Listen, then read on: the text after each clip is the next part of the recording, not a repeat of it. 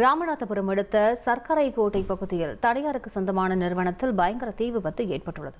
இது தொடர்பான கூடுதல் தகவலை செய்தியாளர் சோனைமுத்தன் வழங்கி கேட்கலாம். சோனைமுத்தன், இந்த விபத்து எப்படி நிகழ்ந்தது? தற்பொழுது தீயை அணைக்கும் பணியானது எந்த அளவுக்கு நடைபெற்று வருகிறது? விவரங்களை பதிவு பண்ணுங்க.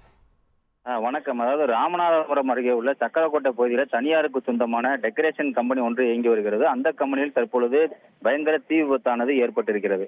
இதனால் அந்த பகுதியில் பரபரப்பு ஏற்பட்டுள்ளது.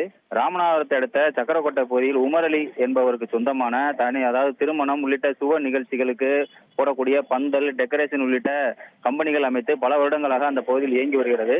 இதுல திடீரென தற்பொழுது பயங்கர தீ விபத்தானது ஏற்பட்டிருக்கிறது. இந்த தீ விபத்தின் காரணமாக அந்த பகுதியில் பெரும் பரபரப்பு ஏற்பட்டது. உடனடியாக தகவல் அறிந்து வந்த ராமநாதபுரம் தீயணைப்புத்துறை வீரர்கள் 2க்கும் மேற்பட்ட வாகனங்களை வைத்து தற்பொழுது அந்த தீயை அணைக்கும் பணியில் ஈடுபட்டு வர்றாங்க. சுமார் 1 மணி நேரத்துக்கு மேலாக அந்த தீயை அணைக்கும் உண்டான பணிகளில் ஈடுபட்டு வர்றாங்க. அந்த காட்சிகளை தான் நாம் பார்த்து வருகிறோம். தொடர்ந்து அந்த பகுதி முழுவதுமே கரும்புகையானது கடுமையாக வெளியேறி வருவதால் பொதுமக்கள் மற்றும் அந்த பகுதியில் செல்லக்கூடிய வாகன ஓட்டிகள் கடும் அச்சத்துடனே சென்று வருகின்றனர். தற்பொழுது வரை அதாவது சுமார் 1 மணி நேரத்திற்கு மேலாக 20க்கும் மேற்பட்ட தீயணைப்புத்துறை வீரர்கள் அந்த தீயை அணைக்கும் பணியில் ஈடுபட்டு வர்றாங்க.